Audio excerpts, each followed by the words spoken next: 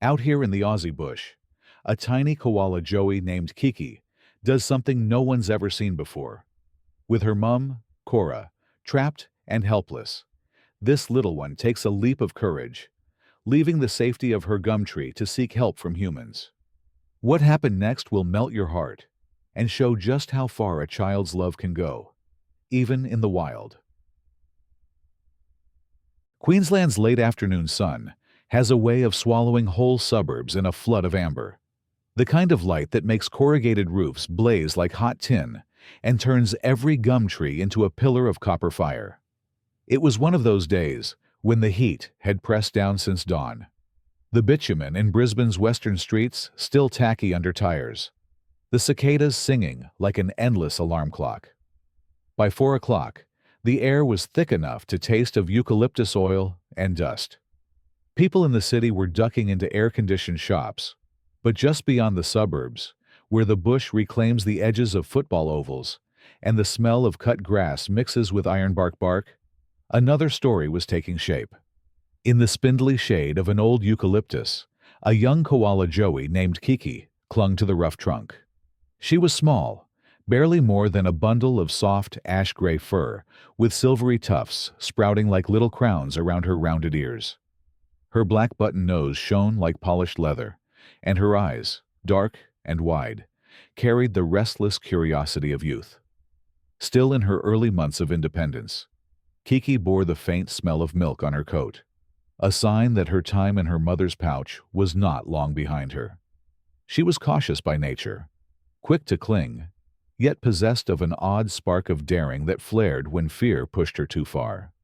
That spark was lit now. A few meters away, beyond the reach of her tree's safety, her mother Cora sat in a posture that made the bush itself seem to hold its breath.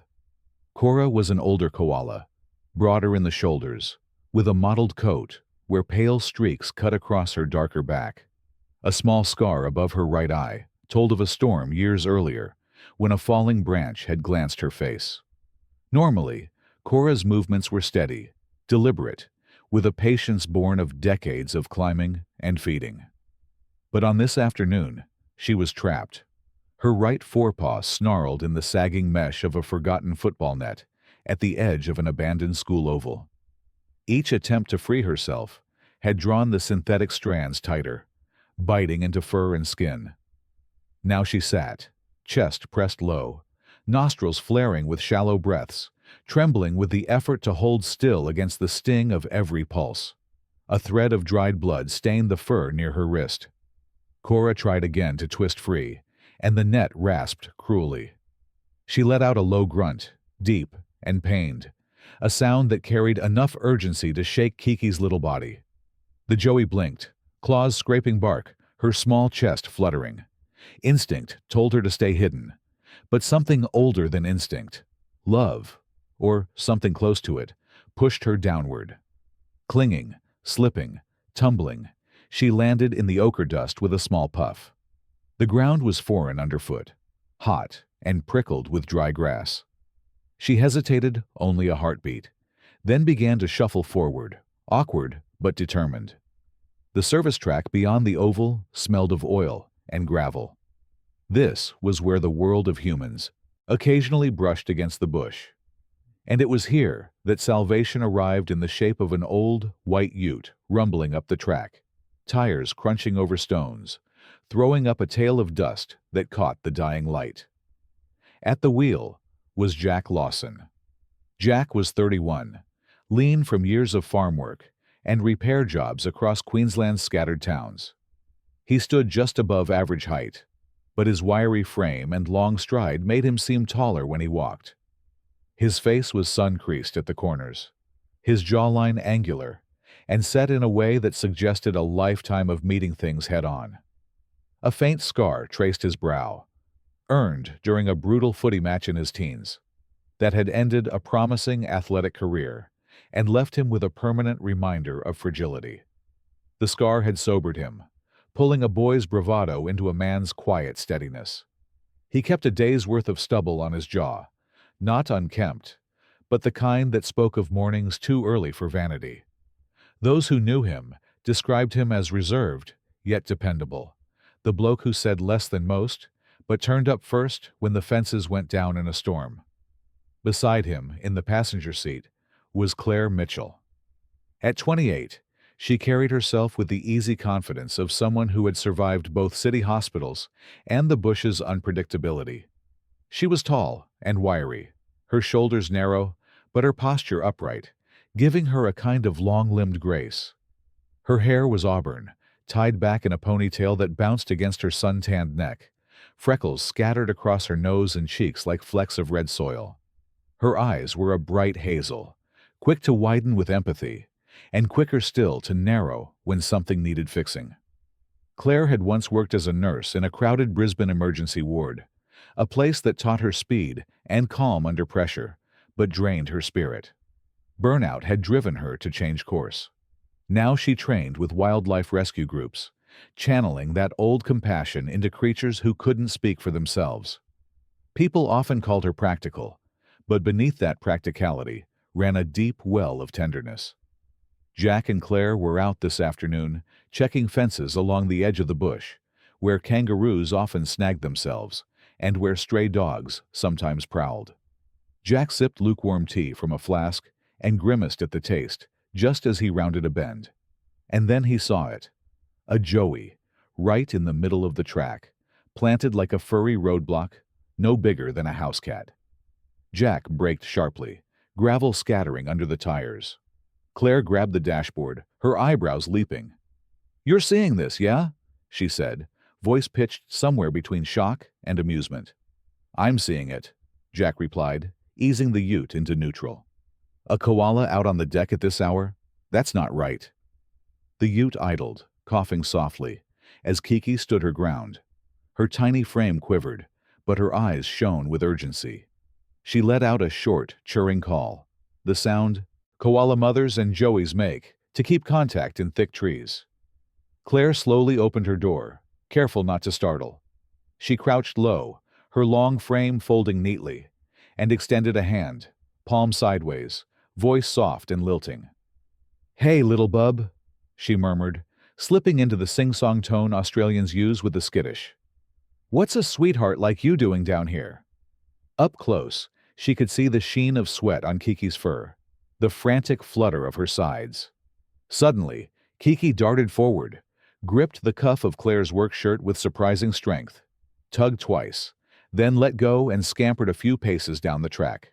She stopped, looked back, churred again, then repeated the action, pulling once more at Claire's sleeve before dashing a short distance further. Claire's eyes widened. She glanced at Jack, awe dawning across her freckled face. "She's not mucking around," she whispered. She's asking us to follow." Jack slid out of the ute, moving with deliberate calm. His boots scuffed the gravel softly, his hands kept loose at his sides. He had worked enough with animals to know posture was everything.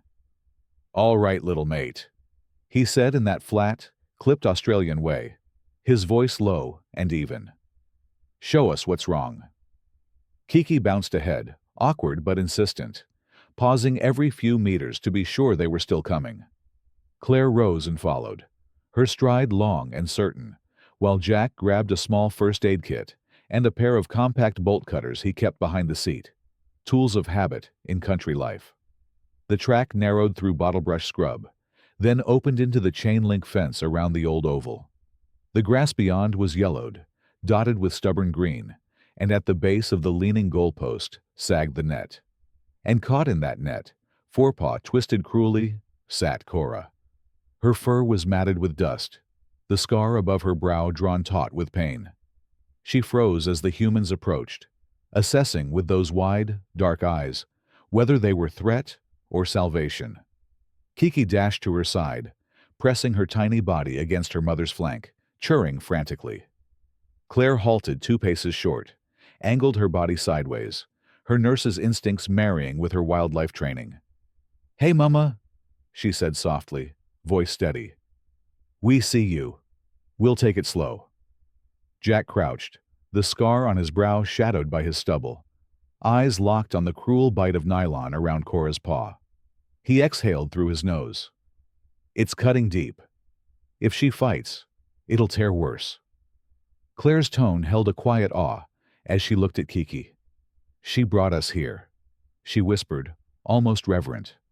This little one. She knew. For a long moment, the oval was still. The cicadas paused. A kookaburra laughed once from a nearby gum.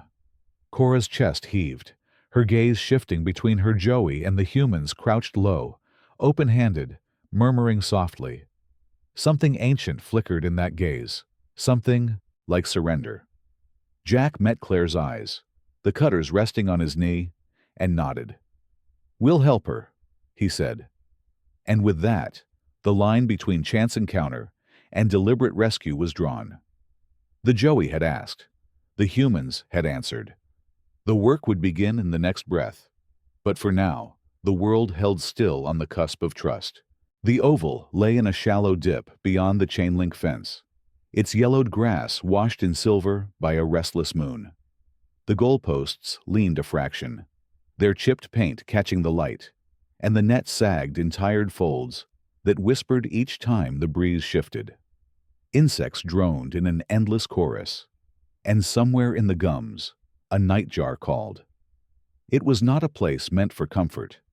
It was a place of neglect, where once children had shouted and balls had flown. Now only weeds and wire remained. But tonight it was a stage, and on it sat Cora, her paw twisted deep in nylon that cut sharper with each tremor. Jack Lawson crouched low, the beam of his heavy torch angled carefully so it didn't blind the animal. His rangy frame cast a long shadow across the dirt. Sweat clung to the stubble along his jaw, dripping from his brow scar and sliding down the weathered planes of his face. He kept his movement slow, deliberate, the calm of a man who had seen panic ruin many a rescue. His voice, when he spoke, was steady and clipped with the short vowels of Queensland. "Easy, girl. We're not here to hurt you." His hands, calloused from years of work, hovered open, showing he carried no threat but tools. Beside him, Claire Mitchell knelt, her auburn ponytail catching stray strands of moonlight. Her wiry arms shifted with purpose as she unzipped a canvas pouch. She pulled free a pair of rescue shears, short, sharp, designed to cut seatbelts and ropes. Her hazel eyes softened as she took in the trembling rise and fall of Cora's chest. "She's exhausted," Claire murmured, voice pitched low. "Another half hour and she'd be done for." Claire's freckled face carried a nurse's composure, the kind she had once worn under fluorescent hospital lights when patients bled faster than help could arrive. Burnout had driven her from those wards, but the reflex remained. Keep calm, move with intent, let fear wait its turn. Kiki clung to the sagging net just beside her mother, small claws clutching fibers as though her own weight might anchor Cora. She chirred and squealed, each sound sharp with desperation. Her little body quivered with both fear and determination, eyes darting between the humans and her mother's strained face. Jack swept the beam lower, following the cruel knot of nylon threads biting across Cora's forepaw. The flesh beneath the fur was already raw, a trickle of blood glistening dark. Each time Cora shifted, the mesh cut deeper, and her broad body shuddered with pain. Yet her gaze stayed locked on Kiki, unyielding in its focus. Even in suffering, the mother's instinct overrode her own distress. Claire inched forward, shears in hand. She stopped a meter away, angling herself sideways so she appeared less imposing. Her knees pressed into the hard soil, freckles glowing pale against the moonlit shadows. She spoke again, steady, almost conversational. "All right, love. We'll free you. Just hold still." Cora stiffened as the woman's hand drew close, claws flexing against the net. Jack caught the motion instantly. "Wait," he said. He shifted closer himself, placing the torch on the ground so its beam angled upward, creating a soft halo of light instead of a harsh glare. He reached into his pack and pulled out an old leather glove, holding it where Cora could see. "Not going to grab you, girl. Just showing." He slipped the glove on slowly, a ritual of reassurance. A rustle sounded from the edge of the oval. For a moment, both humans froze. Out of the shadows trotted a dog, thin, brindled, ribs showing through fur dulled with age. It was no wild dingo, just a half-feral cattle dog, one of those bush strays that survived on scraps and instinct.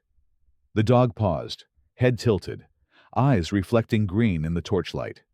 Its ears twitched, tail low. Jack recognized the type immediately. "Bush stray," he muttered. "Poor old bugger." The dog gave a short, uncertain bark, then trotted off again into the weeds, uninterested in confrontation. Just a witness, another soul wandering the night. Cora's eyes followed the dog, then flicked back to Kiki, who chirred again. The mother's breath came ragged, shoulders sagging. That small loosening was the opening Claire had been waiting for. She shifted forward, placed one hand gently against the net to steady it, then slid the shears in.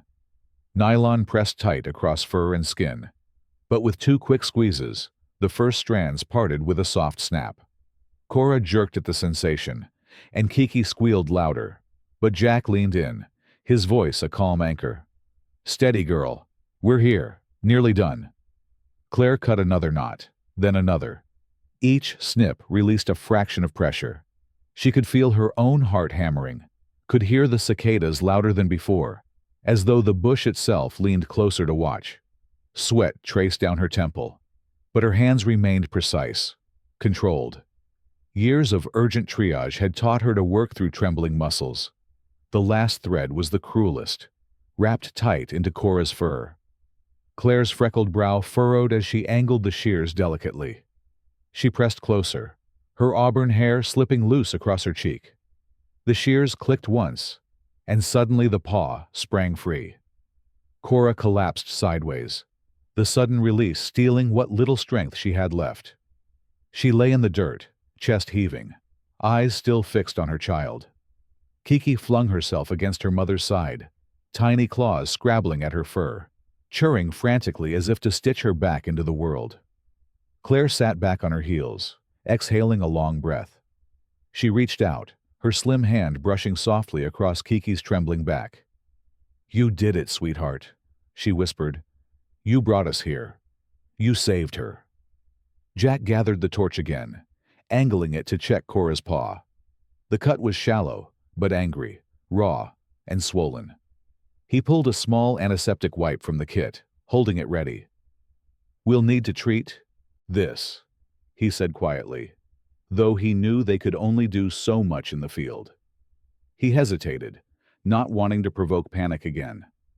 But something remarkable happened.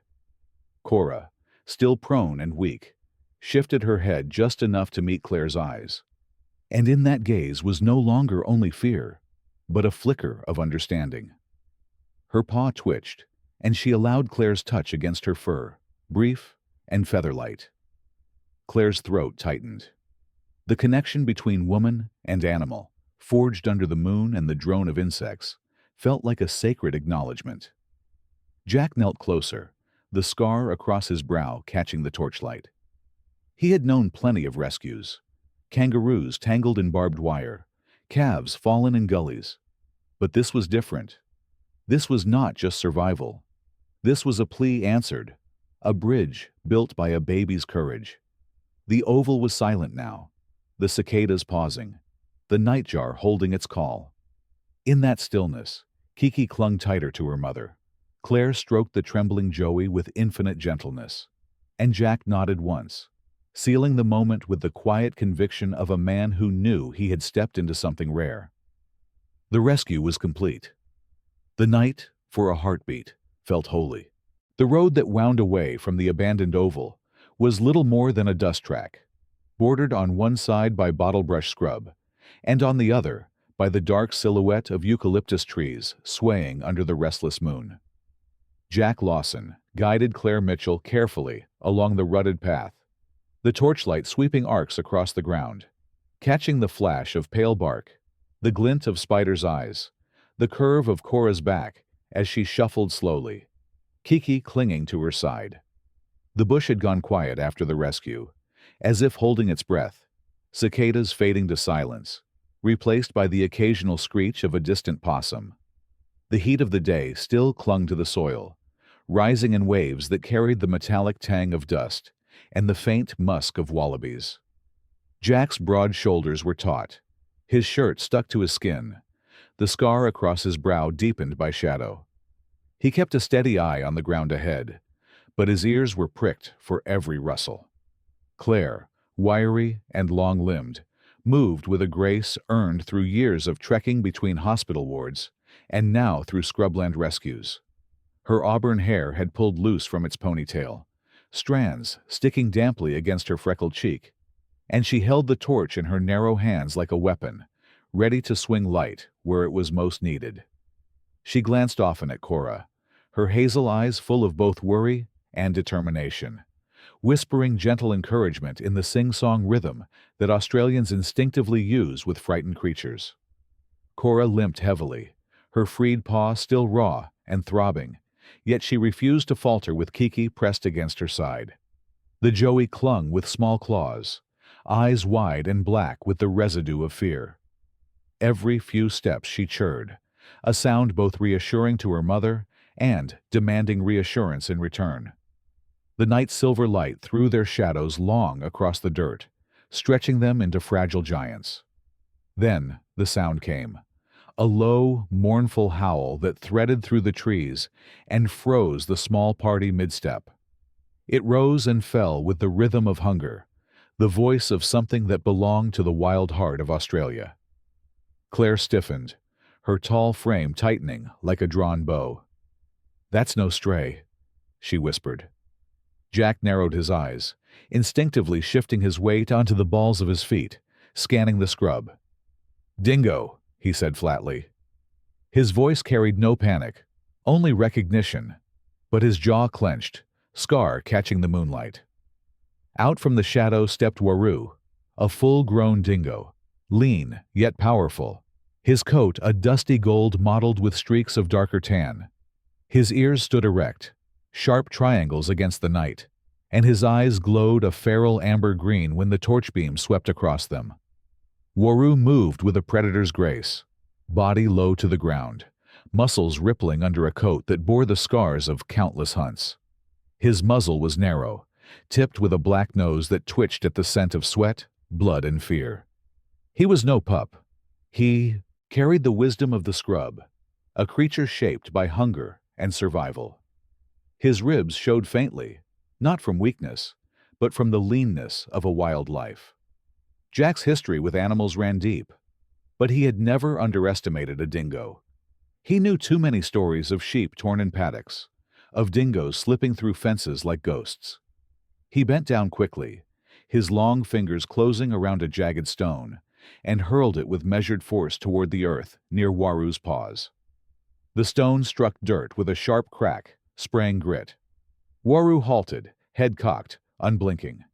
His lips curled back a fraction, not quite a snarl, but enough to reveal teeth, white and long. Claire raised the torch, the beam flaring full into Waru's eyes. The dingo blinked once, then narrowed his gaze, stepping sideways, circling. His paws left no sound on the dust. Cora pressed closer to Claire's leg, clutching Kiki tighter against her chest. The mother koala's tremors returned, her instincts telling her to climb, but her injured paw made the thought impossible. Kiki chirred frantically, claws digging into her mother's fur. "Hold steady," Jack said, his voice calm, though sweat ran down his temple. He picked up another stone, this one larger, weighing it in his hand before lobbing it with a grunt. The rock clipped a low branch, snapped it, and fell near Waru's flank. The dingo flinched, but did not retreat. Instead, he bared his teeth fully, emitting a guttural growl that vibrated in the stillness. Claire swung the torch beam wider, her freckled face set, lips pressed thin. "He's testing us," she said, her voice tight. Jack's green-gray eyes met hers briefly. "Then we don't blink." For long minutes, the standoff held. The night air buzzed with tension, every heartbeat magnified. Waru prowled in a semicircle, always just at the edge of light, eyes gleaming, tail low and stiff. Jack shifted slightly, his broad chest rising and falling as he weighed the distance, the angle, the risk. He remembered the stories his father told him, stories of dingoes that would probe, retreat, then strike from another side. Jack had grown cautious since that footy injury years ago, but not fearful. He had learned patience, and patience could outlast hunger if wielded right. Claire, tall and unyielding, adjusted her grip on the torch, its glow steady, despite her quickened pulse. She had faced worse in hospital wards: blood loss, panic, the brink of death, and had learned to speak softly in chaos. She did so now, murmuring to Cora, as though the koala could understand. "Stay with us, love. Just a bit longer. We'll get you home." Her hazel eyes never left the predator's outline. Finally, with a sudden lunge forward that stopped short of attack, Waru tested their resolve. Jack stood firm, shoulders squared, stone raised. Claire thrust the torch beam harder into his eyes. The dingo froze, growled low, then threw back his head and released a sharp, echoing howl. The sound rolled across the bush, bouncing from tree to tree, a chilling reminder that this land belonged to him and his kind. Then, as quickly as he had appeared, Waru turned, muscles rippling, and padded back into the scrub, his golden coat swallowed by shadows. Silence followed, broken only by the rasp of Jack's breathing and the quick chirrs of Kiki clinging desperately to Cora. Claire lowered the torch slowly, her arm trembling with the release of tension. She exhaled hard, freckles shining with sweat, then glanced at Jack. "He'll be back," she said. Jack nodded grimly, the scar above his brow furrowed deep. "Aye, this isn't over. The bush doesn't let go that easy." Cora sagged against the earth, exhausted, still clutching her child. The humans drew close, forming a protective barrier around them. Jack's mind ticked over, weighing what they had just faced. He understood in that moment that this was only the beginning. To shepherd Cora and Kiki back to safety, they would need more than tools and calm voices. They would need endurance, vigilance, and a courage that did not falter when shadows moved. The night resumed its song slowly, cicadas picking up their rhythm, the nightjar calling once more. But beneath it all lay a tension unbroken, the awareness of eyes still watching from the dark. The first light of dawn spilled across the horizon like molten gold, washing the eucalyptus forest in shifting shades of green and silver. The air was cooler now, rinsed clean by the night, carrying the sharp tang of gum leaves and the sweet dampness of soil still holding onto dew. Jack Lawson guided the small group off the dusty track into a sheltered grove, where the trees grew thicker and the underbrush provided some protection. He moved with the deliberate calm of a man who had learned to conserve energy, his broad shoulders rising and falling with each steady breath. His shirt was damp with sweat from the tense night, clinging to the wiry muscles of his frame, and the scar across his brow seemed deeper in the pale light. He crouched by a fallen log, assessing it as a makeshift rest point. Jack had never been quick to speak, but when he did, his words carried a weight that made people listen. Years of living in the bush and surviving footy injuries that had humbled his youthful bravado had taught him patience, the kind needed now. Beside him, Claire Mitchell adjusted the strap of her canvas bag, her tall, slender figure moving with an energy that belied the long hours she had endured. The auburn strands of her hair had slipped loose, glowing faintly in the morning sun, framing a freckled face marked with both exhaustion and determination. Her hazel eyes softened as she looked at Cora, who lowered herself slowly onto the soft mulch, her injured paw trembling from the effort. Claire knelt gracefully, her long legs folding neatly, and pulled out a small roll of bandages. Her nurse's hands, narrow and precise, worked with gentle efficiency, cleaning the wound with antiseptic wipes before wrapping it carefully.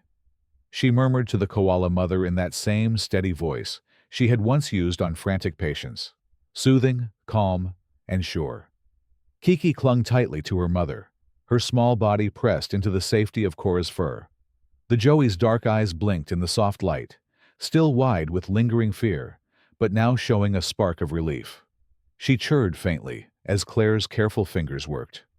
Every so often, she nuzzled into Cora's chest, as though to reassure herself that her mother was real, alive, and still hers. The forest was waking.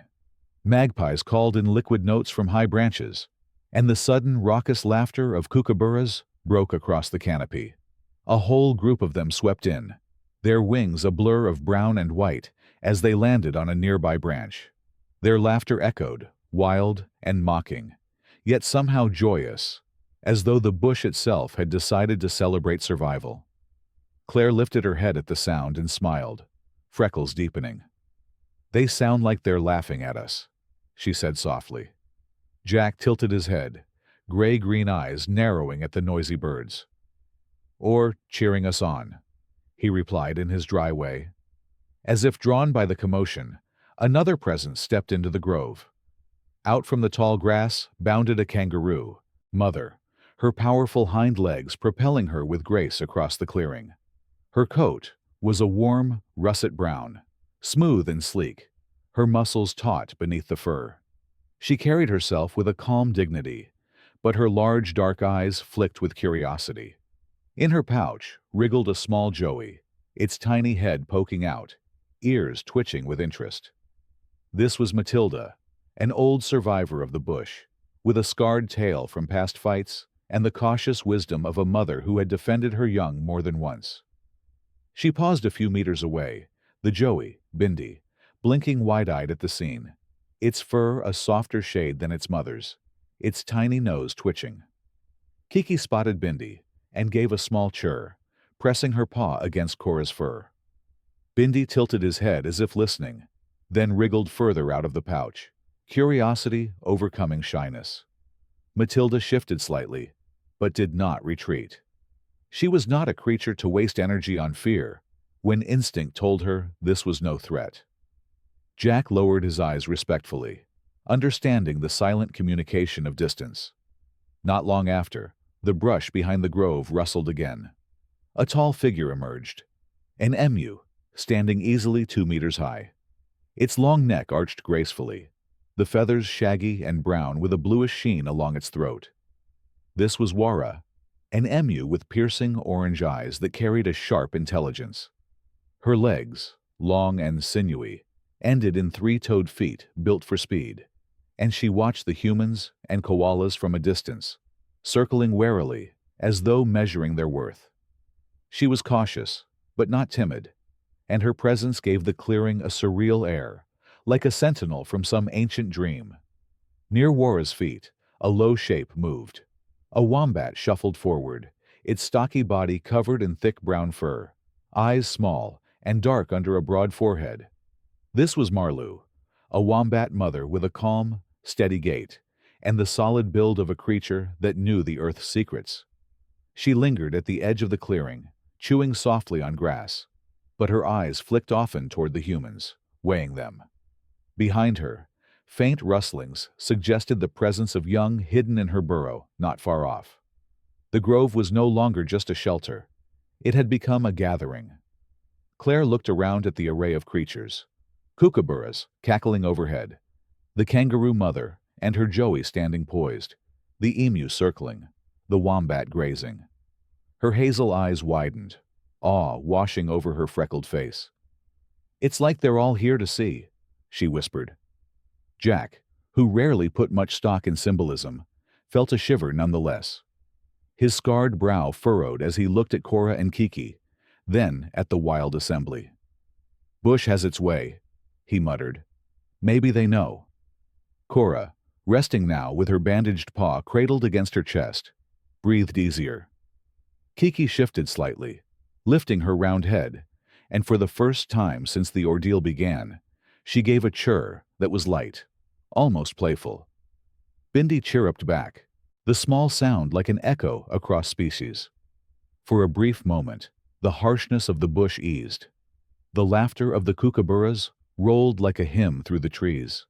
The kangaroo's calm eyes shone with quiet acceptance. The emu and wombat stood sentinel, and the humans, scarred, freckled, weary, felt something greater than themselves. It was as though the land itself had witnessed their act of compassion and answered in kind, sending its guardians to acknowledge the fragile thread that now tied them all together. The dawn light grew stronger, the forest fully awake, and in that luminous morning, Jack and Claire felt not just like rescuers, but participants in a story older than their own lives, one where every creature had a role to play. The forest south of Brisbane breathed differently than the open scrub. Here, the eucalyptus trees grew tall and ancient, their pale trunks rising like columns in a cathedral. The air was heavy with moisture, a storm brewing in the distance, and the scent of wet bark mingled with the metallic tang of rain not yet fallen. A low rumble echoed from far away, promising showers before nightfall. The light was dim, filtered green through the canopy, and the ground squelched softly underfoot, where leaves had layered into mulch. It was a place that carried both safety and unease, where shade could mean shelter or concealment. Jack Lawson led the way into a small hollow beneath two towering ironbarks, his boots sinking slightly into damp soil. He moved with the quiet concentration of a man who had spent his life watching the bush for danger. His jaw, shadowed with stubble, clenched each time he glanced at Cora. His scar, the one that split across his brow, deepened whenever he frowned. Jack had learned after his footy accident years ago to mask pain with stillness. But tonight, his stillness was heavy with worry. He had the build of someone wiry, yet strong, and though he spoke little, every gesture was careful, protective. Behind him, Claire Mitchell carried a small canvas medical kit. Her tall, slim frame seemed made for motion, yet her hazel eyes revealed fatigue from long hours. Her auburn ponytail was damp, plastered slightly to her freckled neck by the thickening humidity. Still, her hands were steady as she knelt by Cora, drawing antiseptic from the kit. She was practical, her face set with determination, but her voice, soft and lilting, carried warmth. Years in hospital wards had honed her calm, but the bush had sharpened her resilience. She dabbed carefully at Cora's injured paw, murmuring reassurances, as if the koala might be soothed by tone alone. Cora sat with her body hunched, chest rising and falling heavily, yet her dark eyes glimmered with awareness. She winced when Claire touched the wound, but she did not pull away. Beside her clung Kiki, the joey pressing small paws into her mother's fur, emitting faint chirrs of comfort. Kiki's fur, soft and silvered at the edges, was damp with mist, her black nose twitching at every shift in the air. She would nuzzle Cora's chin, then glance at the humans, a fragile bridge between species, her tiny body brimming with both fear and courage. The hollow grew still for a while. The only sound the whisper of leaves brushing against one another and the distant roll of thunder. Then, sudden and sharp, a crack split the quiet, wood snapping under weight. Jack's head jerked up, his gray-green eyes narrowing. Claire froze, antiseptic swab suspended midair. Cora stiffened, pulling Kiki closer against her chest, her fur bristling. From the shadows between the trees, Waru emerged. The dingo's golden coat gleamed even in the muted light, each muscle moving with liquid precision. His ears pricked, forward, eyes burning amber as they locked on the small group. His muzzle was long, black-tipped, and his body carried the leanness of a predator honed by hunger. Waru had tracked them, drawn by the scent of blood and weakness. His paws pressed silently into the mulch, and his tail, low and stiff, flicked once as he advanced. Jack stood, his rangy frame casting a broad shadow. He picked up a fallen branch, thick and knotted, gripping it like a club. The scar above his brow made his eyes seem harder, and his jaw tightened as though bracing for a tackle he couldn't afford to miss. Claire rose as well, slim but unyielding, raising the torch in one hand, though the fading batteries offered only a faint glow. Her freckles stood stark against skin flushed from the damp heat. She had no weapon but her resolve and the steadiness in her hazel eyes. Cora surprised them all. Instead of retreating, she shifted forward on trembling limbs, placing herself between Waru and Kiki. Her bandaged paw shook, but she planted it firmly into the ground, shoulders hunched in defiance. She emitted a low growl, soft but steady, the kind koalas rarely use except in dire warning. Her ears flattened, and her eyes narrowed into dark slits of determination. Kiki squeaked, frightened, but Cora pressed her back gently, never yielding her stance. The sight froze Jack and Claire for a moment. Jack, whose life had been shaped by resilience after loss, felt his chest tighten with recognition. Claire, who had once stood against fear in emergency wards, felt her throat ache with awe. This was not just instinct. This was love embodied, fierce enough to challenge hunger and pain. Waru circled, slow and deliberate, muscles rippling under his golden coat. His head lowered, teeth glinting as he tested their resolve. Jack shifted with him, the branch raised, sweat beading along his temple. Claire swung the torch beam directly into the predator's eyes, her hand shaking but refusing to drop. Waru blinked once, then snarled, a guttural sound that vibrated through the hollow. The tension coiled so tightly, it felt as though even the trees held still. Then Jack remembered the old radio he kept clipped to his pack. With one hand, he fumbled it free, thumb pressing against the cracked play button. The device sputtered before bursting into sudden static. Then a harsh blast of country music twanged into the night. The unfamiliar sound, loud and jarring, shattered the stillness. Waru froze, ears twitching wildly, eyes narrowing in confusion. He paced back 2 steps, then 3, snarling at the noise, his amber gaze flicking between prey and the alien sound. With a final bark that echoed like anger and frustration, he spun and loped back into the darkness, swallowed by the eucalyptus shadows. The forest exhaled. The rain began at last, fat drops striking leaves, pattering against the mulch. Jack lowered the branch, chest heaving. Claire's shoulders sagged, the torch beam wobbling before she let it drop to her side. She glanced at Jack, freckles glistening with sweat and rain. "You and that bloody radio," she muttered, half laughing, half shaking. Jack's lips twitched into the faintest smile, his scar pulling taut. "Never thought Kenny Rogers would save a life." Cora slumped back, exhausted, but her eyes still burned with the fire of what she had done. She gathered Kiki tightly against her chest, the Joey squeaking softly before burying her nose in her mother's fur. Cora looked once at the humans, then back to her child, and her gaze shone with a determination deeper than pain. Love had made her stand, and love would make her heal. Jack and Claire stood in the rain, watching the small mother and child silhouette under the towering gums. Neither spoke. They didn't need to. The bush had just taught them something neither would forget.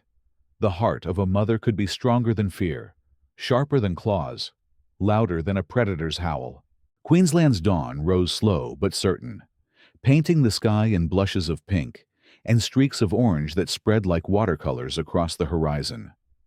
The eucalyptus forest held its breath as the first rays touched the upper canopy, and mist curled lazily around the trunks before drifting away. The storm of the previous night had washed the air clean, leaving every leaf glistening, every branch dripping with diamonds of dew. A kookaburra called once, then another joined, and soon the familiar chorus of laughter rolled through the trees like a hymn of the land waking. Jack Lawson walked ahead on the narrow track, boots thudding softly against damp earth. His wiry frame moved with a steadiness born of long hours without rest, the scar on his brow catching glints of sunlight that filtered through the trees. His stubble was damp, his shirt still clinging to his shoulders, but his eyes, gray-green and sharp, remained alert. He carried the weight of fatigue in his posture, yet he pressed forward with the patience of a man who had accepted hardship as part of his lot. Jack had grown up with stories of the bush, of lives lost and lives saved, and now he lived one of those stories himself. Behind him, Claire Mitchell matched his stride. Her tall, slender figure was framed by the pale glow of dawn. auburn hair pulled back but frayed at the edges, catching fire under the rising sun. Her freckled skin was flushed with exertion, but her hazel eyes shone with calm. Claire's long fingers gripped the strap of her canvas pack, the same pack she had carried from hospital wards to rescue sites, and though her body ached from fatigue, she walked with a grace that made her seem untouchable by weariness. She glanced often at Cora and Kiki, her gaze softening whenever the joey pressed its nose into its mother's fur. Cora moved slowly, but with newfound resolve. Her injured paw was still bound, but she carried herself with a dignity that was almost regal. Each step was deliberate, her rounded ears swiveling at every sound, her nose twitching at the sense of home. The storm had sapped her strength, but the fire that had made her stand against Waru remained, burning quietly in her dark eyes. Beside her clung Kiki, the joey's small claws gripping firmly, her silvery fur catching the morning light. Kiki's churs were softer now, more curious than desperate, as though she too sensed the safety of returning home. The bush around them seemed to welcome their passage. Magpies sang in liquid notes that wove around the kookaburra laughter. From across a clearing, Matilda the kangaroo bounded effortlessly, her russet coat glowing with dew. Her joey, Bindi, peered from her pouch, blinking at the travelers with wide-eyed innocence. She paused only a moment, muscles taut and elegant, before springing away across the grass, a fleeting shadow of strength and freedom. Not long after, Wara the emu appeared, her long legs cutting swift arcs as she darted across the clearing, feathers rippling in the light. Her sharp orange eyes flicked toward Jack and Claire, acknowledging their presence with the calm of a sentinel, before she disappeared into the trees once more. The ground trembled faintly at her passing, her steps drumming like the heartbeat of the land itself. Closer to the track, Marlou the wombat lumbered along, broad and sturdy, her dark eyes blinking slowly in the light. She moved without haste, chewing softly at grass that glistened with dew, her solid frame radiating the timeless patience of the earth. She did not approach, but lingered nearby, as though to remind the humans and koalas that the bush kept its own counsel, but could also bear witness. It was a gathering, not of chance, but of meaning. Jack slowed, tilting his head at the sounds around them, his scarred brow furrowed in quiet awe. Claire stopped altogether, her hazel eyes wide, freckles bright with reflected light. "It's like they've all come to see them off," she whispered, her voice a blend of wonder and reverence. Jack only nodded, his jaw tightening, because words seemed too small for what unfolded before them. Cora paused then, halting beneath a towering gum tree, where the sunlight broke into golden shafts. She turned slowly, her dark gaze sweeping over the clearing, then back to the humans who had saved her. With deliberate care, she extended her bandaged paw, pressing it lightly against Claire's arm. The touch was brief, coarse fur brushing freckled skin, but it carried the weight of unspoken gratitude. Claire's throat tightened as she laid her slim hand gently atop Cora's paw, tears pricking at the corners of her hazel eyes. Jack stood nearby, watching, his scarred face softening into a rare expression of quiet humility. Kiki clutched her mother tightly, blinking up at Claire with liquid eyes that reflected the dawn's glow.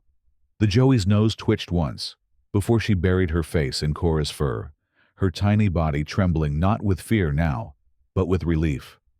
The bond between them radiated stronger than ever, a truth so plain that even the laughter of kookaburras seemed to fall silent for a moment in respect. Above, the kookaburras erupted again, their chorus rolling across the forest like a wild anthem.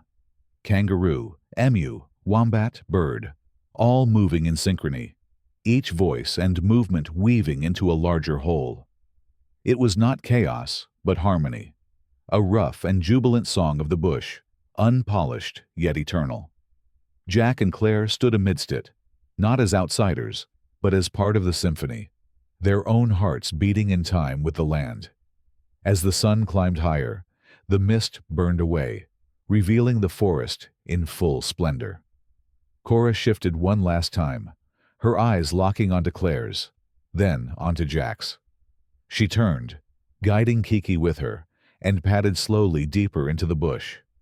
Her silhouette grew smaller between the trees, until only the soft rustle of leaves marked her passing. Jack exhaled, long and steady, his jaw unclenching. "She'll be all right," he said, his voice rough but sure. Claire nodded, wiping at her freckled cheek where a single tear had traced down. "She's stronger than any of us," she murmured. They stood together in the clearing, bathed in sunlight, surrounded by the chorus of the bush, and felt a rare certainty. They had been witnesses to something sacred, a reminder that in the harshness of the land, love and kindness endured. The kookaburra's laughter carried high into the sky, blending with the magpie's song, with the rhythm of kangaroo steps, the thunder of emu feet, the steady patience of wombats. It was not just noise. It was a hymn, a testament that life in Australia's wild heart was not only about survival, but about connection, resilience, and the threads of compassion that tied all creatures together. And so, under the radiant Queensland dawn, the song of the bush became a song of gratitude, of motherhood, of human kindness, and of nature's enduring spirit, a song that would outlast them all. Here in Australia, we know life in the bush can be tough, but it's also where the best of us shines through. Just like Cora standing strong for Kiki, every Aussie parent knows what it means to protect and nurture, whether it's on the footy field, at the worksite, or around the family Barbie on a Sunday arvo. These stories remind us that kindness, mateship, and courage aren't just for the bush. They're part of everyday Aussie life. If this tale touched your heart, give it a share. Drop a comment about your own story of love or resilience. And don't forget to subscribe so we can keep bringing you more yarns like this. May the good Lord bless you and your family, and keep the Aussie spirit alive in every home.